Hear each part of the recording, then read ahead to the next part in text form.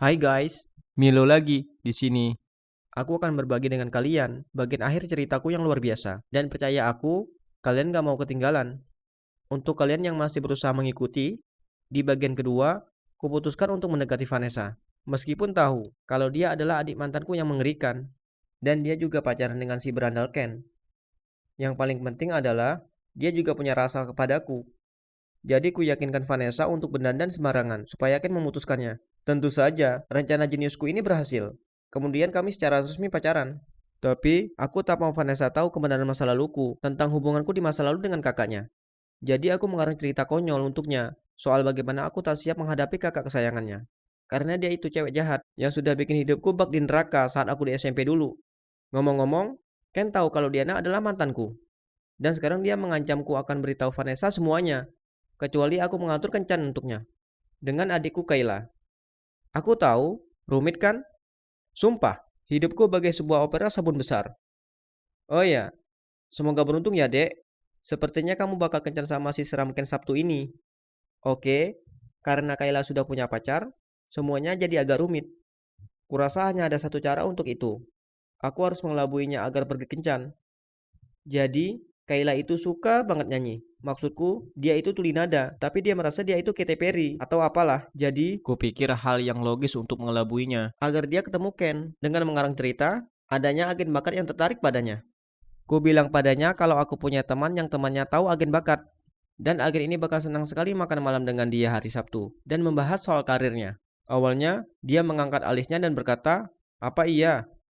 Jadi ku hela napas panjang, lalu menjawab, "Walaupun begitu menyakitkan untukku mengakui kalau kau berbakat, ya memang kamu berbakat. Jadi menemui agen atau tidak, seolah aku peduli saja." Aku mengangkat bahu, lalu berjalan pergi. Aku belum jauh saat dia berteriak di belakangku. "Ya, oke, aku akan ke sana." Berhasil. Aku tahu adikku nggak akan sanggup menolak prospek untuk mengalahkanku. Sayang sekali baginya, kalau ini tak akan pernah terjadi. Tentu saja, aku ini tak benar-benar brengsek. Ken itu idiot yang tidak stabil. Jadi hal yang paling bisa aku lakukan adalah diam-diam mengikutinya memastikan dia aman. Aku duduk di restoran itu pakai kacamata hitam, kumis palsu, dan topi baseball. Sungguh seorang ahli penyamaran. Sebaiknya aku buka bisnis mata-mata. Kayla terlalu sibuk mengoceh tentang dirinya sendiri, hingga tak memperhatikanku. Dia tampaknya tak sadar kalau Ken adalah mantan Vanessa juga. Mungkin karena dia betulan keramas, dan apakah krim cukur itu aromanya bisa tercium? Aku mendengar Kayla berkata padanya. Jadi apa Anda benar-benar merasa aku bisa menjadi penyanyi? Ken terlihat bingung, tapi dia hanya mengangkat bahu dan berkata, ya tentu saja.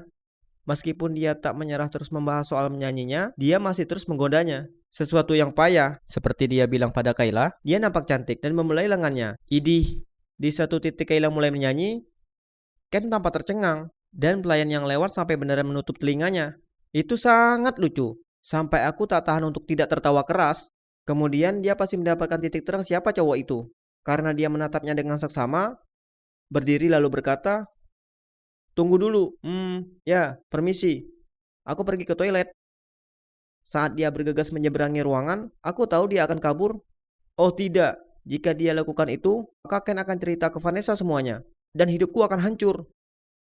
Jadi, ku kejar dia dan panggil namanya. Awalnya, dia melihatku dengan pandangan aneh. Jadi, ku lepaskan kacamata dan kumis palsuku. Dia tampak cukup marah, tapi aku tahu kalau aku harus memberitahukannya semua soal Ken yang memerasku. Aku bahkan berhasil pura-pura menangis. Awalnya, dia tampak marah sekali dan memakiku, banyak sekali. Tapi kemudian dia tampak tenang dan menyeringai. Oh, oh, seringaian itu bukan petanda bagus. Dia bilang kepadaku, "Oke, aku akan kembali masuk ke dalam. Tapi ini berarti kalau kau harus lakukan semua yang kukatakan." Sebulan penuh. Aku tak suka mendengar ini, tapi pilihanku terbatas. Jadi aku setuju. Dia kembali masuk ke dalam dan kencan itu tampak berjalan lancar. Masalahnya adalah, sekarang aku tak perlu khawatir soal Ken. Sebaliknya, aku harus khawatir tentang adikku.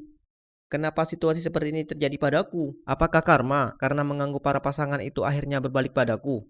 Aku harus lakukan semua tugas Kayla, termasuk berada di rumah tiap akhir pekan, mengasuh anak tetangga sebelah.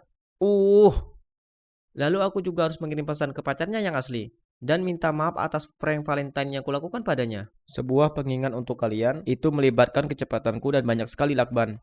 Tapi semuanya jadi makin aneh, karena Ken benar-benar jatuh hati pada adikku. Dia mengiriminya bunga, dan dia bahkan mengirimi boneka beruang Teddy raksasa, dan dia bahkan mengirimiku pesan berkata kalau dia tak akan pernah menyakitinya. Oke, ini aneh.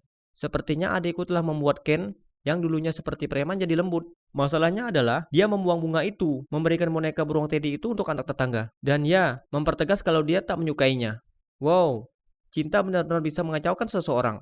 Bahkan seseorang seperti Ken. Kurasa aku suka sikap dingin Kayla terhadapnya. Kurasa ini terasa jauh lebih menantang daripada bersama seseorang yang baik dan manis seperti Vanessa. Kayla mulai menjual kue buatan rumah. Kalian tahu, cookies dan semacamnya. Cookies itu keras, gosong, dan jorok, tapi orang-orang sepertinya tetap membelinya. Coba tebak siapa yang dia tunjuk sebagai supir pengirim.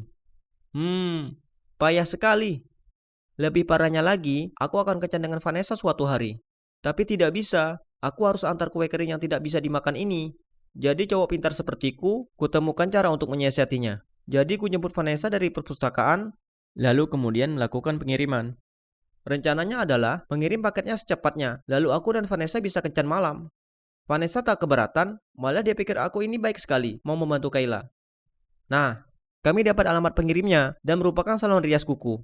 Ku tinggal Vanessa di mobil, lalu bergegas masuk. Kemudian kulihat pelanggannya, dan ya Tuhan, di sana yang sedang berdiri di hadapanku adalah Diana. Sungguh mengejutkan. Aku sangat terkejut, sampai aku menjatuhkan paketnya. Aku bergumam sesuatu tentang adikku akan menggantinya. Lalu aku pergi keluar. Dia meraih lenganku dan ingin minta maaf karena telah berselingkuh dariku. Ini bukanlah waktu yang tepat untuk ini. Sungguh canggung.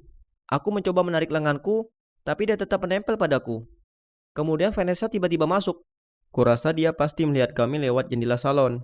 Dia berteriak, "Diana, apa yang kamu lakukan? Lepaskan dia. Jangan jadi begitu jahat. Aku tak mau percaya kalau kau pernah mengganggunya saat SMP. Tapi ini buktinya." Diana tampak kebingungan saat dia menjawab, "Kau sedang apa di sini? Dan apa maksudmu mengganggunya?" Dalam kebingungan, mereka saling berteriak. Hingga akhirnya Diana keceplosan. "Dia ini mantan pacarku." Ada dua wanita marah menatapku, meminta penjelasan. Sekarang adalah waktu yang tepat untuk sebuah UFO datang menculikku. Tapi tak ada waktu keberuntungan semacam itu. Aku harus menjelaskan. Jadi kami pergi ke kedai kopi di sebelahnya. Lalu aku mengaku kalau Diana sebenarnya adalah mantanku.